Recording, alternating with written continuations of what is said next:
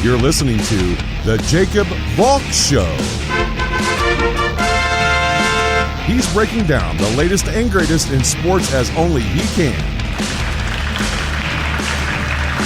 Follow him on Twitter at RealJacobValk. Here he is, Jacob Valk.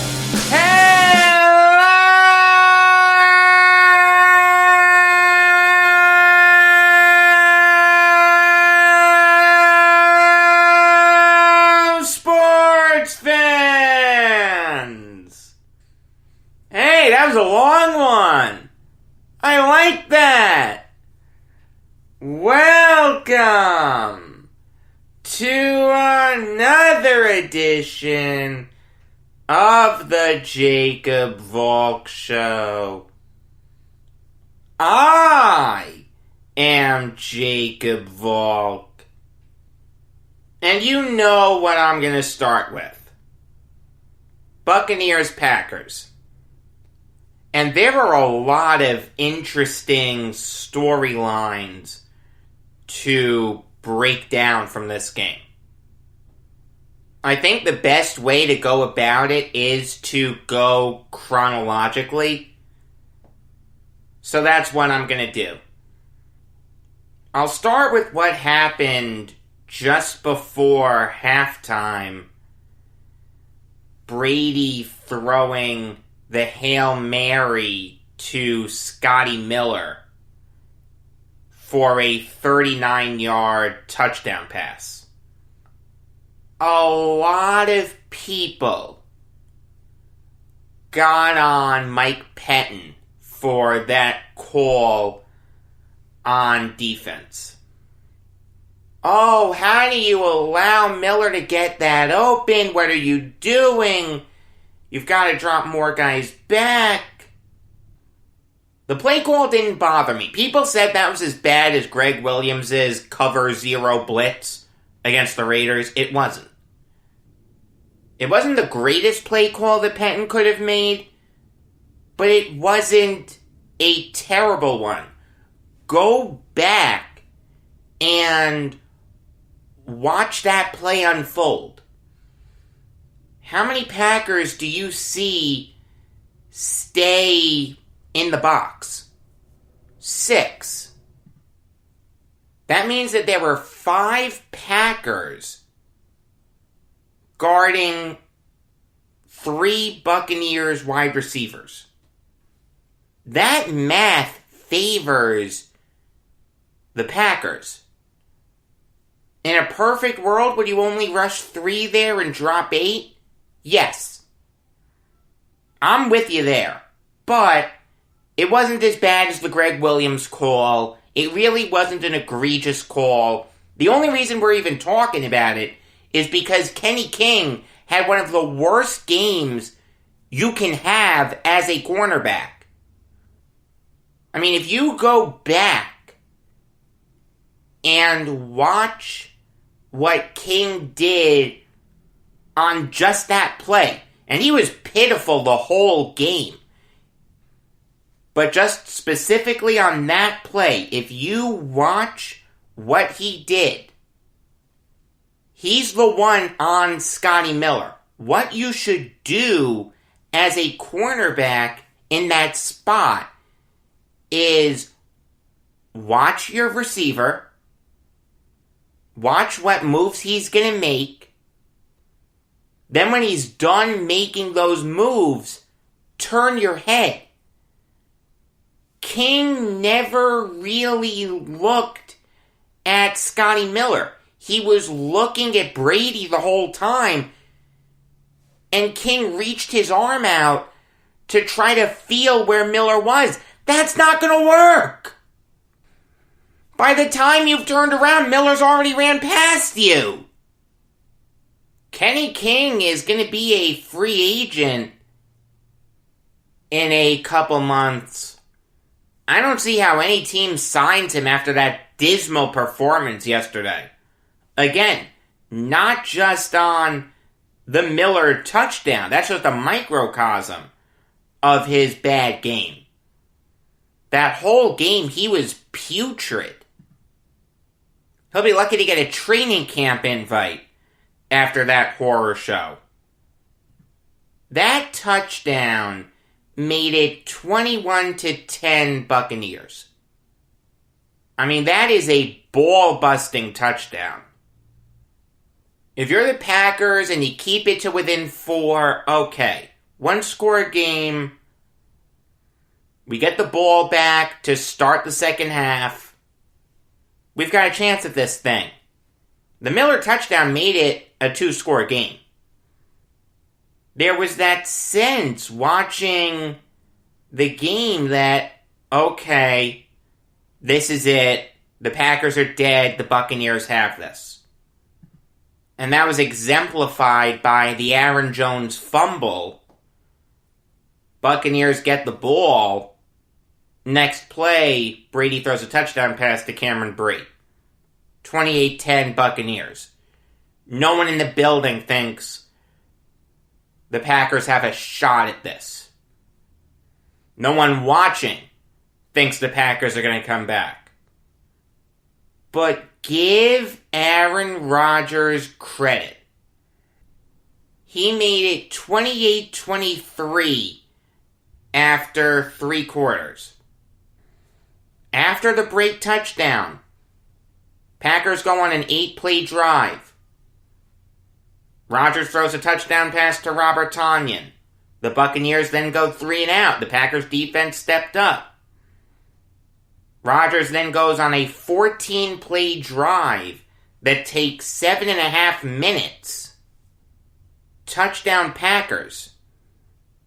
They missed the 2-point conversion, which would have made it a field goal game. So it's 28-23. And then something really interesting started to happen. It's something that I don't think I've ever seen Tom Brady do before. He started to choke. He threw 2 fourth-quarter interceptions to Jair Alexander.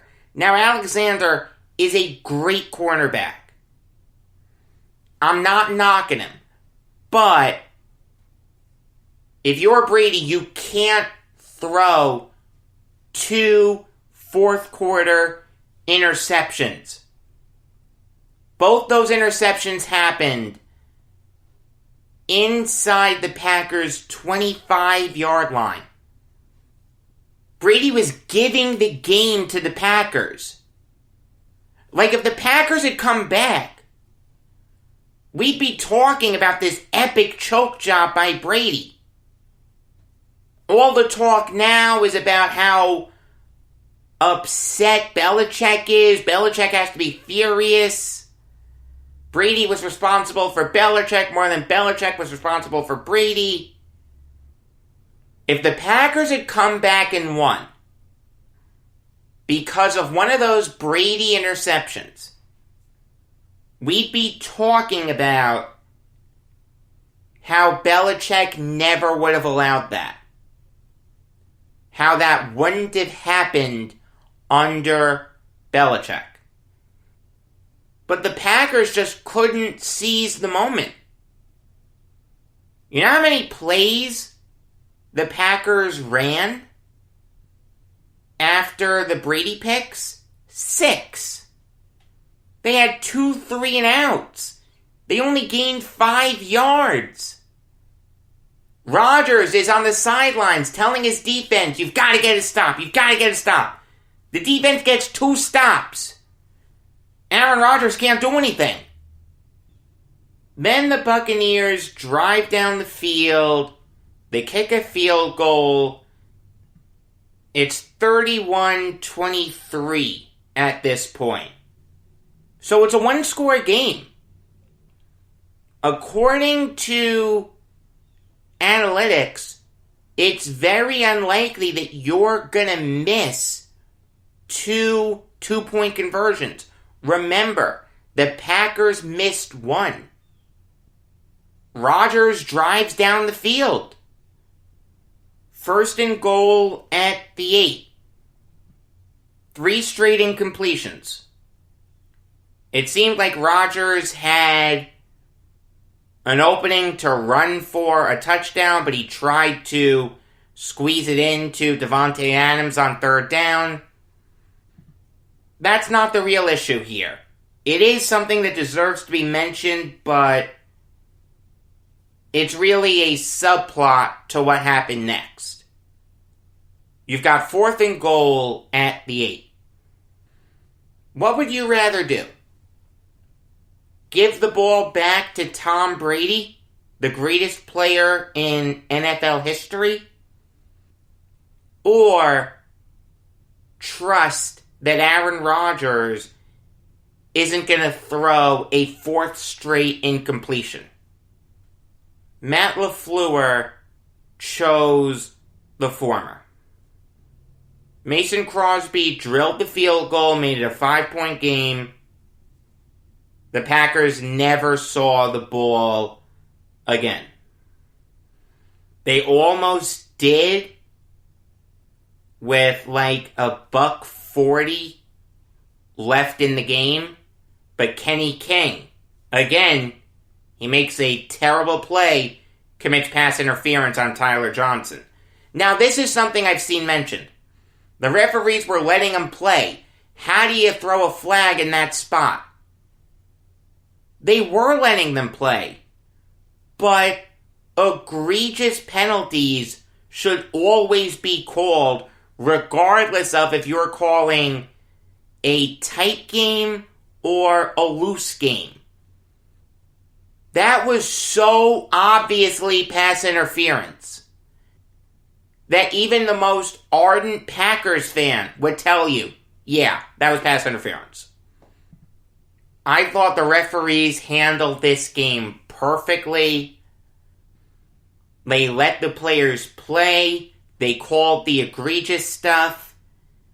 At the end of the day, that's how every football game should be. It's definitely how every playoff game should be, but in the regular season, too, you want to see these guys play. I thought the referees were fantastic in this game. I really, really did. But at the end of the day, we may not be talking about that if LaFleur had elected to go for it on 4th and goal. You've got Aaron Rodgers after the game saying that's not my decision. He's furious afterwards. He's basically talking like a man who just finished his career in Green Bay. There is real speculation that Aaron Rodgers is now done as a Packer. Him and LaFleur had a contentious relationship for a little bit. It seems to have subsided recently. Rodgers had a great season. He's gonna win MVP. But early on, it seemed like the two of them didn't get along. Now, those feelings are coming back. You cannot trust your defense in that spot to take the ball away from Tom Brady. I don't care that you would stop Brady that whole quarter, basically. You need to trust your Hall of Fame quarterback, not the schmageggies on defense that you have. That decision to kick the field goal there will go down in NFL history as one of the worst decisions ever made by a coach in a game. I'll tell ya, I hope Rodgers comes back. I don't want his last moment as a Packer to be standing on the sidelines watching his team lose another playoff game. Someone pointed this out yesterday. Aaron Rodgers and Rex Grossman now have the same number of NFC title game victories with 1. You know what? They're right. Fox showed a graphic. They may not have meant it as a sad graphic, but I was sad looking at it. Bart Starr, Brett Favre, and Aaron Rodgers only have 4 Super Bowl wins. Now, Starr won the first 2. Alright, he had great playoff success. For whatever it's worth, he also won 3 NFL championships before the Super Bowl was a thing, and he lost an NFL championship game the first time he was ever there. That's not the issue. Brett Favre only made 2 Super Bowls. 96 and 97. At the end of the day, Favre deserved to be in more than 2, and he definitely deserves more than 1 Super Bowl ring. Same thing with Rodgers. In fact, he's only been in 1 Super Bowl. Kicking the field goal there is another instance of the Packers doing Rodgers dirty. And let's be honest, they've done him dirty a lot. Constantly failing to give him wide receivers, not being more aggressive in free agency. Yes, that was Ted Thompson's thing, but still, you'd like to put all your chips at the center of the table at least once. When Rodgers is in the prime of his career, you've got to go for it. It's a terrible job by the Packers. Like I said, there's legitimate speculation that this could be it for him. They may elect to go with Jordan Love. Now, I don't think it's going to happen. I think they'd be insane to do it. As long as Rodgers can still play, you've got to keep throwing him out there. I understand Favre Rodgers, but that was kind of different. Favre actually retired and then said he wanted to come back. Rodgers hasn't retired yet. He doesn't need to retire. He's still one of the best quarterbacks in the NFL. For God's sake, the guy's going to win MVP. I don't really think the Packers are going to move on from Rodgers, but the fact that we're having this conversation is a testament to how badly the Packers have treated him. Meanwhile, contrast that with how Brady's been treated his whole career. Year after year after year after year. He has had rosters capable of winning Super Bowls. It's why he has 6 rings. It's why he's going to appear in his 10th Super Bowl. Think about it this way. This is Super Bowl 55 coming up. Brady has played in 2/11ths of all Super Bowls.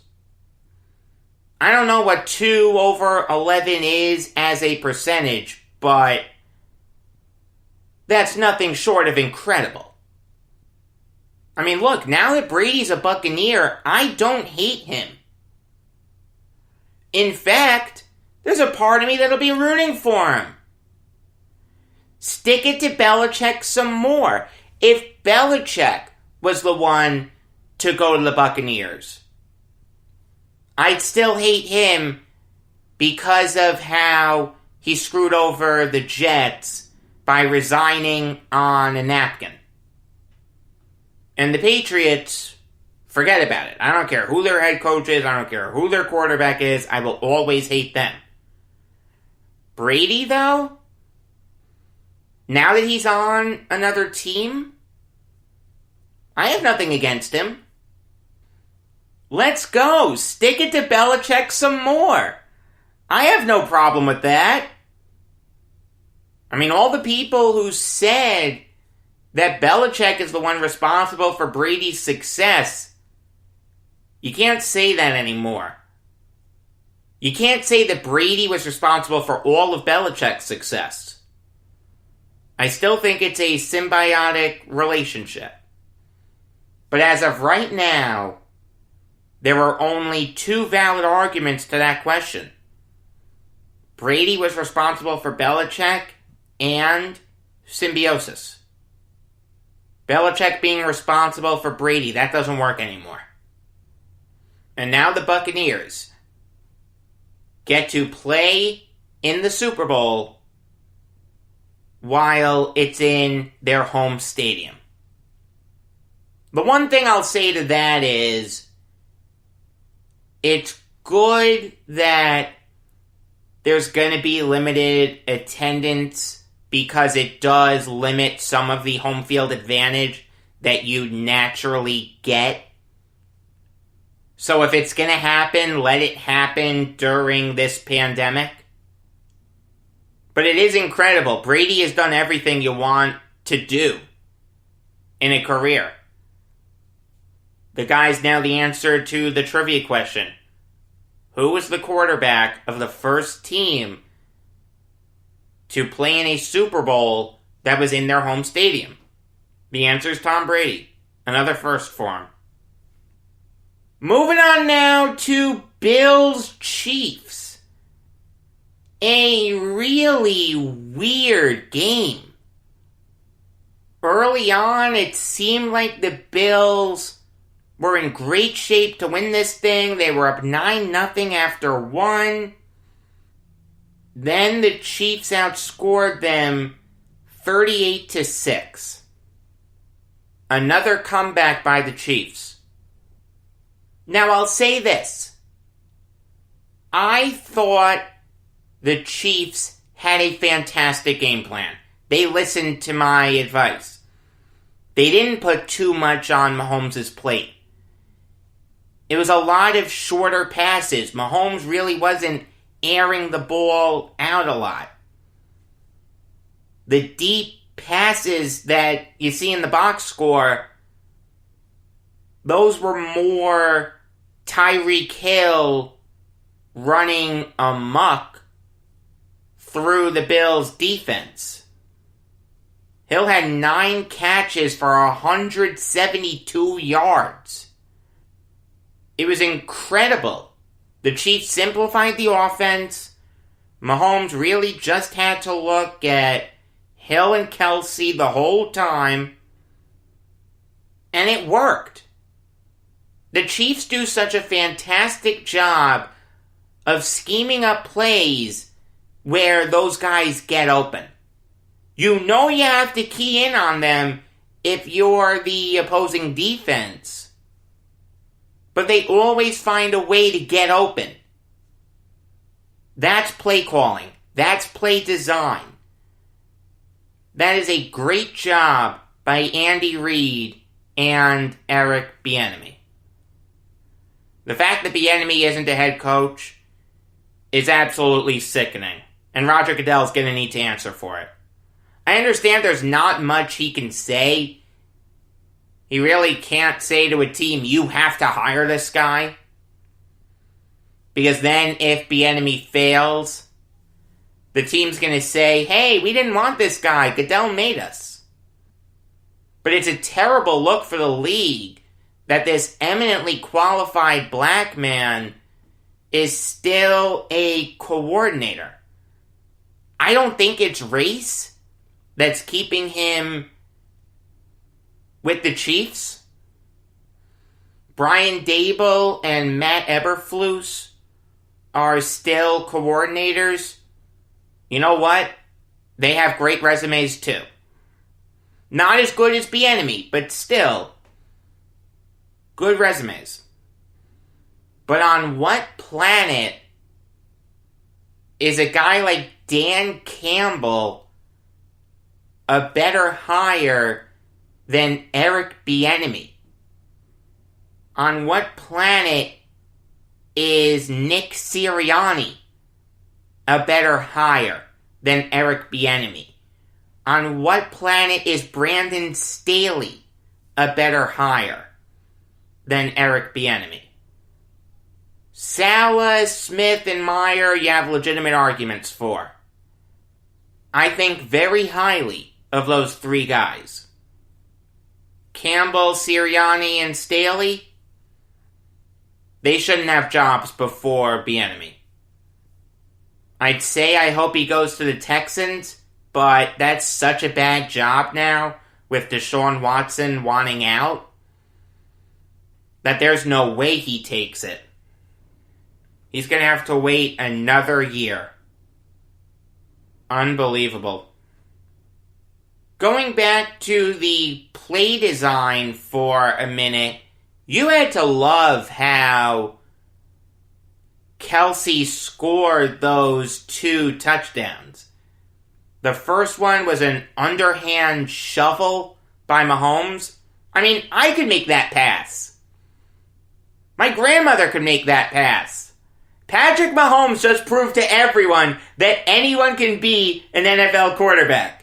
All you have to do is just be able to underhand the pass to Travis Kelce. Oh, man. The second one, though, was a thing of beauty. You've got Mahomes facing pressure off the edge.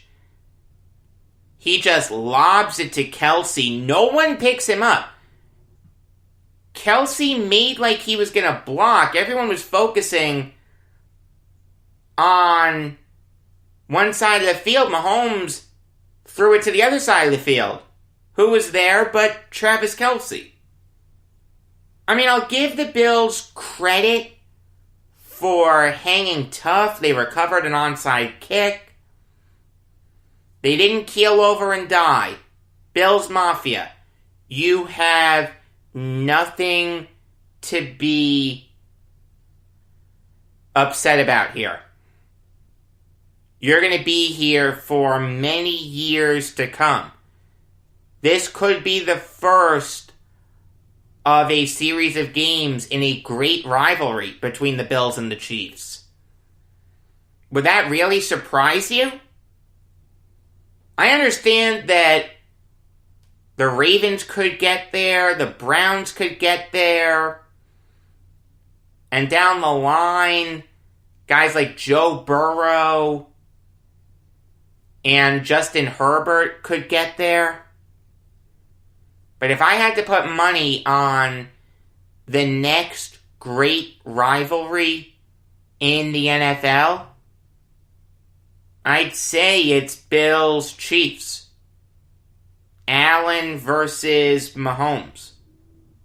Speaking of quarterbacks, according to Tom Pelissero of NFL.com, and this was verified by a bunch of other people afterwards, but I'm pretty sure Pelissero was first.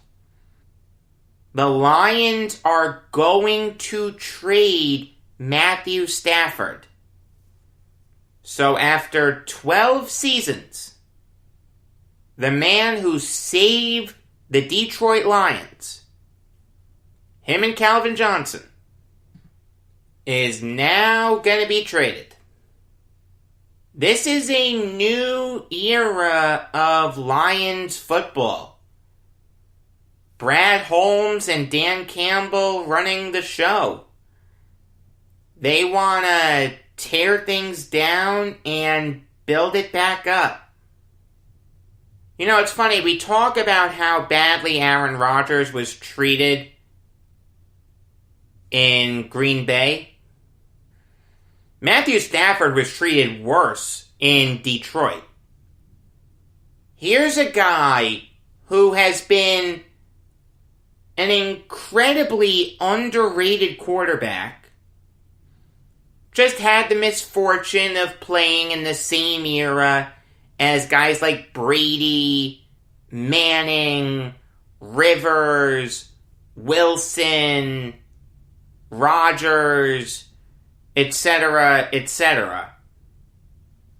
But always put together great seasons. The reason he was so underrated was that the Lions were so blasted terrible with him. Under Stafford, the Lions have never won a playoff game. Here's a guy who came into a team that went 0-16. Something that had never been done before. And really helped bring that team back to relevancy. It was touch and go there his first couple seasons, but his third season with the Lions, he established himself as a franchise quarterback. I don't begrudge the Lions for wanting to blow things up and start from scratch. At the end of the day, their window to win a Super Bowl with Stafford has been closed for a long time. It's probably better to blow this thing up and start from scratch. It's going to be tough for Lions fans. I feel bad for you. You guys are great fans. But at the end of the day, I don't begrudge the Lions for doing this. Again, if you're a Lions fan, you have a right to be upset. You're going to be in for some tough sledding soon. But this could work out. And let me tell you, adding Stafford to this group of quarterbacks that are going to change teams or could change teams makes things really interesting. Before the Stafford news came out, a lot of the quarterbacks that you heard as being on the trade block were younger. Guys like Deshaun Watson, Sam Darnold, Tua Tagovailoa, Carson Wentz. Adding Stafford is interesting. If you're a team like the Bears, the Giants, the Patriots, or even Washington, wouldn't you look really hard at a Stafford trade? Quarterback is your biggest issue. Mitchell Trubisky isn't a world beater. You can do a lot better than him. Daniel Jones stinks. He is not going to take a third-year jump. The guy is not a starting quarterback in the NFL. He's a bust. Let me tell you, if Stafford was a Giant last year, the Giants would have won one extra game, and they're in the playoffs. With Matt Patricia going back to the Patriots, there's that obvious connection there. Patricia used to coach Stafford. I don't know what their relationship was like, but Stafford with the Patriots instantly vaults them back into relevancy. And Washington, all they need is a quarterback. And they're set. They have a great defense, great young running back, true number one wide receiver, really good offensive line. All they need is a quarterback. I don't see Stafford going to a team like the Jets or the Texans.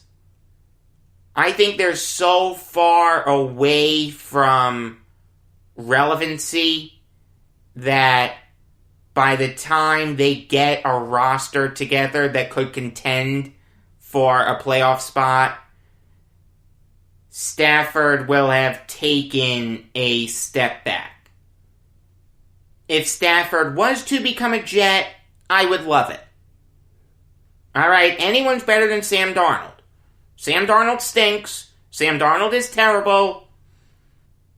Nothing scared me more during Robert Saleh's introduction as Jets head coach than his praise for Sam Darnold.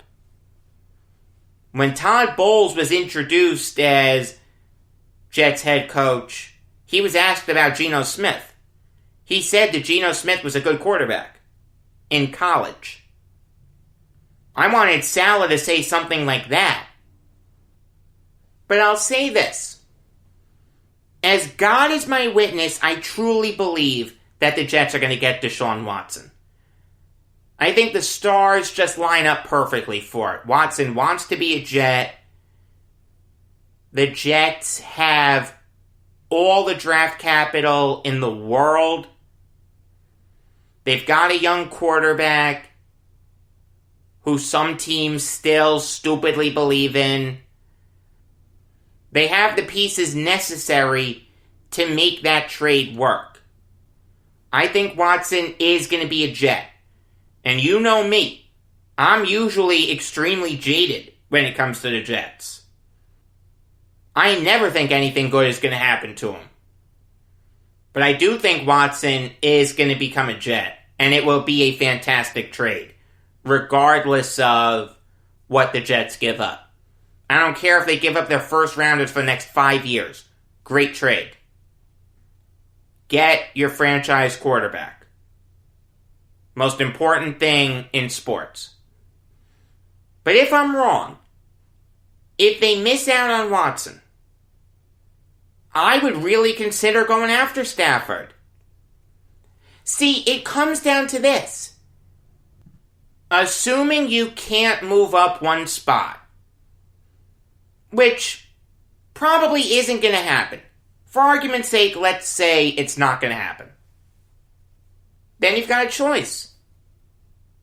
Do you think that Sam Darnold, Justin Fields, or Zach Wilson will be better than Matthew Stafford? Because Stafford's going to be good for another 5 years. Maybe you won't win a Super Bowl with him, but you'll get good quarterback play. Something that you haven't had in years if you're the Jets. Do you think that Darnold can be better than Stafford? Do you think that Fields can be better than Stafford? Do you think that Wilson can be better than Stafford? That's how you need to evaluate it. Stafford does make sense for the Jets. He just doesn't make sense for them as their first choice. Me personally, I do think Stafford's better than Fields. I do think Stafford's better than Wilson. I see holes in Fields' game. I see holes in Wilson's game. I understand that every rookie quarterback has holes, but if I have the opportunity to get a proven commodity in Matthew Stafford, I'll take it. Now, if the Lions ask for the moon, I'm not going to do it. I feel like the most I would give up for Stafford would be the Seahawks first. The Seahawks first next year. And maybe a day 3 pick this year. If the Lions say no to that, okay. I'll take Fields. I'll take Wilson. But Stafford does make sense for the Jets.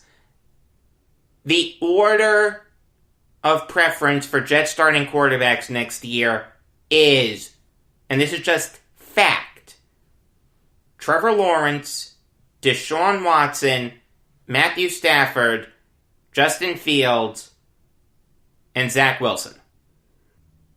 If you want to put Wilson ahead of Fields, fine. I'm okay with that. Darnold is off the list completely because he is absolutely terrible. Let another team realize that he's completely useless.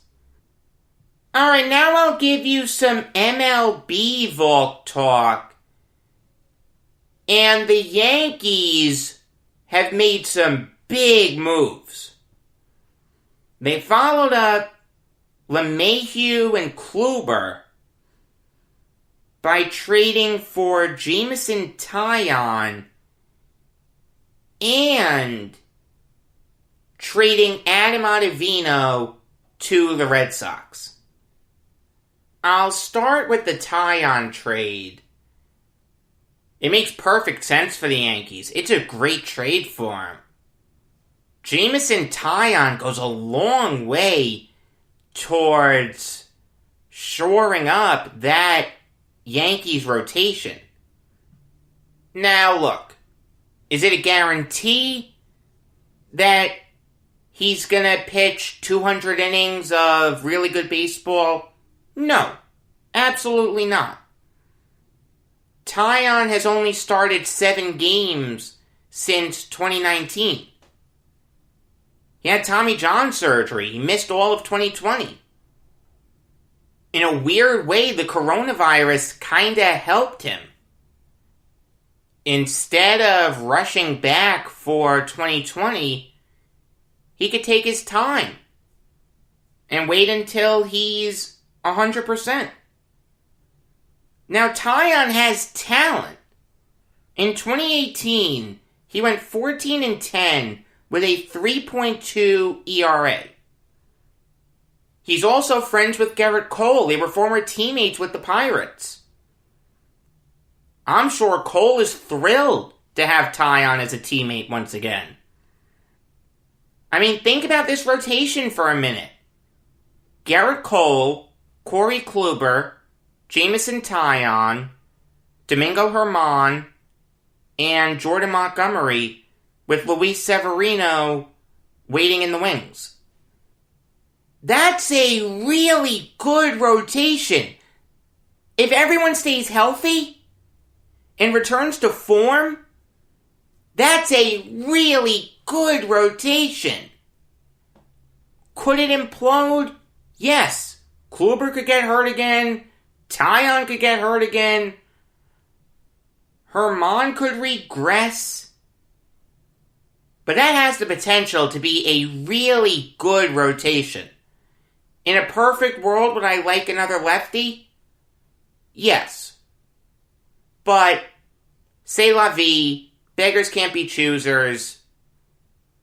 The Yankees did need to trade for a starter. I said they were going to before the offseason started. I've been consistent in that view. Even when the Yankees were being quiet before they signed LeMahieu and Kluber, I said that I thought they were cooking up a trade. And you know what? I was right. Believe it or not, I actually know a little bit about sports. As for who the Yankees gave up, they're not schmageggies or anything. They're solid prospects. They gave up Ronzi Contreras, Miguel Yajure, Kanan Smith, and Michael Escato. Out of those 4 guys, the only one with Major League experience is Yajure. He pitched 3 games for the Yankees last year, had a 1.29 ERA, and he wore 89. With him appearing in a game with the number 89, every 1- and 2-digit number has been worn in a Major League Baseball game. Pretty soon we're going to see triple digits. Contreras, to me, profiles more as a reliever. Really good fastball, really good changeup, gets a lot of break on it. The thing is, he's got to work on his curveball. If he develops his curveball into a consistent third pitch, yeah, he can start. But that curveball does have a tendency to be flat. He doesn't control it as well as he should. Is it possible he could start for the Pirates in the future? The answer is yes. Would I bet the rent on it? The answer is no. Yajure looked good in limited time with the Yankees. Throws 4 really good pitches. Fastball, cutter, curveball, changeup. His velocity has improved since coming back from Tommy John surgery. Yajure is a safe bet to make it in the majors as a starter. Does he have some risk? Yes. He'll turn 23 on May 1st. And he only has 5 games above single A on his ledger. But I do like Yajure. I do think he has talent. Kanan Smith probably has the highest ceiling out of the 4 guys the Yankees traded. I wouldn't exactly call him a 5-tool player, but he's average in the 5 tools. Hitting for power, running, fielding, and throwing. He's a 50 in all those categories except power and fielding. I'd give him a 55 there. Very, very projectable. I could see him contributing as a corner outfielder for the Pirates for a long time. It's also possible that the year off from baseball really hurts him. Projectable guys need all the reps they can get. Smith was deprived of those reps. It's going to be interesting to see how he recovers. And Escato has a really good bat, decent power, and he can run. The thing is, he is terrible with the glove. He is a kid without a position. I understand that he's 18 years old and there's time to flesh all that out, but I don't know where he's going to play in the majors. He hasn't looked good in the infield. He could transition over to the outfield. He has the speed for it. I think he'd have solid range. But he scares me. There's no question about that. I'm going to give the Yankees a 63-37 edge here. Because they have a rotation right now with 5 guys that they can pencil in, and everyone knows they're talented. Do they have risk? Absolutely. But you know what? You're not going to get 5 Garrett Coles in a rotation. You're not going to get 5 Jacob deGroms. You're not going to get 5 Shane Biebers. You're not going to get 5 Max Frieds. The Yankees needed to upgrade their rotation, and they did. Give Brian Cashman credit. But give Ben Cherington credit also for getting 4 guys who could contribute for the Pirates in the future. As for the Ottavino trade, this one's kind of interesting. For starters, the Yankees traded him to the Red Sox. You never see trades between the Yankees and Red Sox. This is only the second trade in Brian Cashman's tenure as Yankees GM that he's made with the Red Sox. The first was at the 2014 trade deadline where the Yankees traded Kelly Johnson for Stephen Drew. And now I'm thinking about Stephen Drew and how terrible he was with the Yankees. Oh my God. One of the worst hitters I've ever seen in a Yankees uniform. But the Yankees had been rumored for a while to have been shopping Ottavino. Not just because he had a bad year last year, went 2-3 with a 5.89 ERA, and the guy was absolutely useless in the playoffs. In his Yankees career, he has a 9 ERA in the playoffs.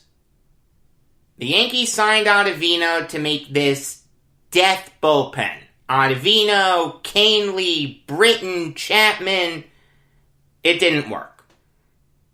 Ottavino was expendable. But the Yankees also did this to give themselves a little more breathing room under the luxury tax. Before today, the Yankees had just $1 million in breathing room under the luxury tax. They have added $8,150,000 to that breathing room. The full trade is Adam Ottavino, Frank German or Herman, I'm not sure how to pronounce his name, and $850,000 to the Red Sox for cash or a player to be named later. It makes sense to want to move on from Ottavino. I mean, as it stands right now, I'm not crazy about them just giving him away because he does have the ability to bounce back. And you did open up a pretty big hole in that bullpen. As it stands right now, you've got Chapman, Britton, Chad Green, and a bunch of average pitchers. That's not terrible, but it could be better. In the Yankees offseason preview, I said that they should sign Jose Alvarez. Alvarez would still make perfect sense for them. But now they could add a righty. Alex Colomé, Darren O'Day, Jeremy Jeffress, Yusmeiro Petit, Aaron Barrett, Trevor Rosenthal, C.J. Edwards. As of this very moment, I'm not crazy about this trade, but I do think they're going to do something else, whether it's fortifying the bullpen, adding another starter, because you can never have too much pitching, or bringing back Brett Gardner. I'm just naturally jaded. I like this trade. It makes sense. I don't love it. They got the Red Sox to take on Adam Ottavino. And all they gave up was a schmageggy pitcher in Frank Herman. He's not very good. You don't need to know anything about him. The guy stinks. So this trade does make sense for the Yankees. They just need to do more. They can even save the money for the trade deadline. I don't mind that. I just don't want them to stand pat now. Speaking of the Red Sox, they made some other moves. They signed Enrique Hernandez to a 2-year deal worth $14 million. And they signed Garrett Richards to a 1-year deal worth $10 million.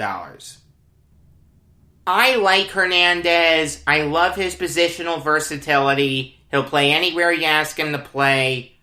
And you know what? He has a solid bat, too. I'll take a 230, 240 average from a super utility guy. You don't want him playing every day. It doesn't seem like the Red Sox are going to have him play every day. From third to first, they have Devers, Bogarts, Chavis, and Dahlbeck.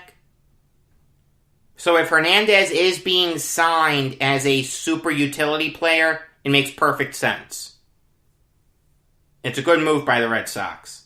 If not, that's bad. He's much better as a utility player. As for Richards, his number one thing is just staying healthy. He has talent. He's 47-41 with a 3.62 ERA in his career. The thing is, he's only started over 20 games twice in his career. Since transitioning to the rotation full-time in 2014, he has made 99 starts. That's an average of 14 per year. $10 million may be a little bit of an overpay for him, but the Red Sox had a dreadful rotation last year. Outside of Nathan Eovaldi, no one pitched well for him. But as it stands right now, their rotation will be Eovaldi, Eduardo Rodriguez, Richards, Chris Sale when he comes back, and blank. That's not bad. That's not great. But that's not bad. If Richards can stay healthy, he'll be a good Red Sox. Moving on now to the Nationals, signing Brad Hand to a one-year deal worth $10.5 million, and bringing back Ryan Zimmerman for one more year at $1 million. This makes perfect sense. The Indians never should have just outright released him. Any team could have had him. Shame on every team but the Nationals for not claiming him. Brad Hand is one of the best relievers in baseball. This guy led the majors in saves last year with 16. In 2019, he made the All-Star team. He had 34 saves. He's a really good lefty. And now he's going to a Nationals team that really needed to shore up their bullpen. Because Daniel Hudson isn't going to get the job done as your closer. Kyle Finnegan and Tanner Rainey are good pitchers.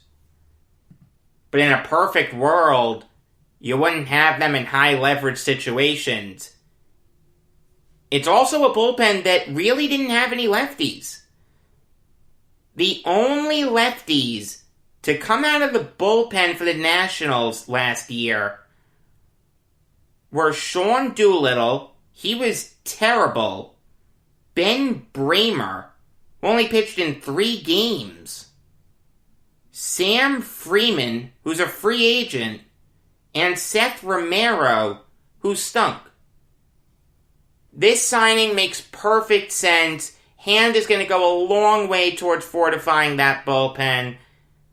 He will close, and he will be great at it.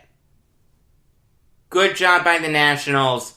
I expect them to take a big step forward this coming season. As for Zimmerman, you want to keep him around as long as you can if you're the Nationals. He's a fan favorite. He's been with the team his whole career. He's a good backup first baseman / pinch hitter for you. His best days are behind him, there's no question, but he's a glue guy. He's similar to Brett Gardner. Good job in bringing him back. And you know what? It wouldn't surprise me if the Nationals ended up retiring his number 11. That's how much he's meant to that franchise. Alright, now I'll give you a little bit of a hodgepodge. One hockey story, one basketball story, and one death. The hockey story is the blockbuster trade that happened over the weekend. The Jets traded Patrick Laine and Jack Roslovic to the Blue Jackets for Pierre-Luc Dubois and their third rounder next year. Roslovic was in a contract dispute with the Jets. He just signed a 2-year deal with the Blue Jackets worth $3.8 million. These two teams were destined to make this type of a trade. Dubois was miserable with the Blue Jackets. He wasn't getting along with John Tortorella. He wasn't getting a lot of ice time. And Patrick Laine and Jack Roslovic were in contract disputes. Now, all sides are happy. Roslovic goes to Columbus. He's actually from Columbus. Dubois' parents live in Winnipeg. The only wild card here is Laine. I'm really surprised he was traded. I always thought the Jets were gonna find a way to keep him with the team long term. The fact that the Blue Jackets were able to get him makes them the winners. But Dubois will hold his own. Dubois is a talented player. He can get you 20 goals very easily. He's not as good defensively as you'd like him to be. That's why he was clashing with Tortorella. That's why he wasn't getting a lot of ice time. But he does make sense for the Jets. If you're going to move on from Laine, if you can't agree on his value, get Dubois. That's fine. Dubois isn't as good as Laine, but there's not a huge difference between the two. Laine is the best player in the deal. Make no mistake about it. This guy has put up 30 goals every year he's been in the NHL. I understand last year he only had 28, but the season was cut short. He would have scored 2 more goals if there was no coronavirus. He's a gifted offensive player, incredible on the power play. I'm really surprised the Jets gave up on him. You've got to pay him. He's that talented. He's a homegrown guy. You've got to keep him around. And Roslovic, it seemed like that was inevitable that he would be traded. He's a good player, good third liner. He has the potential to be a good second liner down the line. But I think he'll fit in well with the Blue Jackets. Very good defensively, doesn't take a lot of penalties, smart player. I like him. This trade makes sense for the Jets since they got rid of a couple disgruntled players. Laine was upset that the Jets weren't meeting his contract demands. I don't blame him at all. And Roslovic was so upset that he was staying in Columbus. He wasn't even in Canada. And they got a good player in Dubois. Dubois makes sense for him. He's not as good as Laine, but he's a solid player. But the Blue Jackets do win this trade. I know why the Jets did it, but the Blue Jackets got a great player in Patrick Laine, incredibly underrated, and a very talented young player in Roslovic, who's definitely gonna play now. He just signed a new contract. A very reasonable one.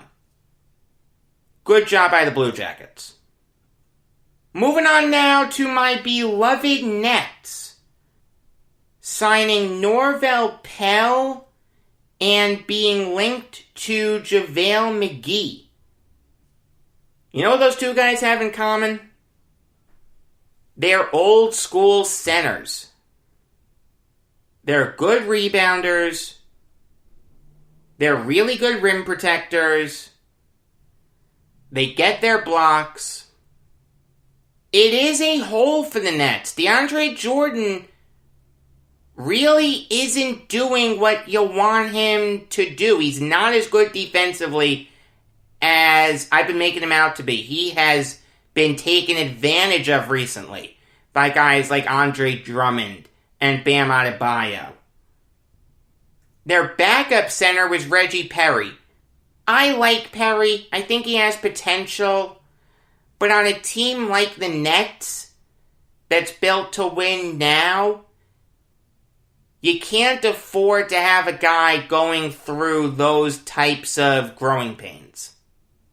Jeff Green and Kevin Durant as small ball fives makes sense, but if the other team has a guy like Drummond or Adebayo or Clint Capella or Thomas Bryant, it's not going to work. The Nets did need to beef up their front court. Pell will help them do that. That was a good move by Marks. And it makes sense for them to be interested in JaVale McGee, Shaquille O'Neal's favorite player. Even though they traded for Harden, they still have holes. They've got to beef up the defense. It's just that simple. They really need to turn Shamet and TLC into defense-first players. I don't know how they're going to do it, but they really need to. Alright, I'm going to close this show out by eulogizing George Armstrong, one of the most important players in Toronto Maple Leafs history. When you think of those old Leafs teams, the ones that won constantly, the ones that were in the Stanley Cup constantly in the early 60s, you think of guys like Frank Mahovlich, Dave Keon, Red Kelly, and Johnny Bower. You should think of George Armstrong too, because he was an incredibly consistent player, worked his tail off every game, didn't miss any games. He led the NHL in games played in 4 seasons. Played the game the right way. Just a really underrated player.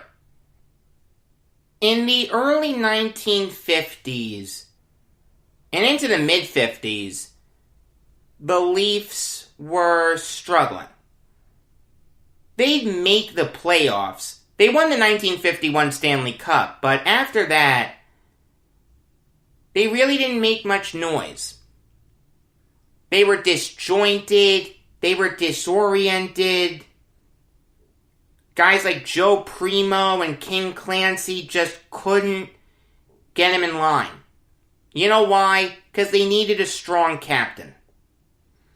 All due respect to guys like Ted Kennedy, Sid Smith, and Jimmy Thompson, but they weren't the right captains for the Leafs. It was Armstrong. A guy who could set an example and say to his teammates, hey, this is how we're supposed to play. This is how we're going to play if we want to win. Armstrong would go on to be captain on 6 Maple Leafs teams that made the Stanley Cup Finals. The first 2 he was in as captain, they lost. In 59, they lost to the Habs in 5 games, and in 60, they got swept. Through it all, though, Armstrong wasn't putting up huge numbers. He didn't need to. His role on the team was as the leader. The guy was going to keep everyone in line, play the game the right way. You guys can score. That's okay. I'll get my 30, 40, 50 points a year. I'm worried about setting an example for this team. And boy, did he. In 1962, Armstrong played in 12 playoff games. That led the NHL, and he had 12 points. The Leafs would go on to beat the Blackhawks in 6 games.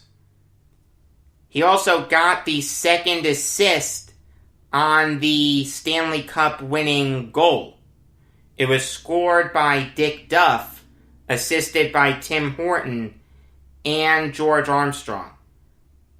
That started the Leafs dynasty of the 60s.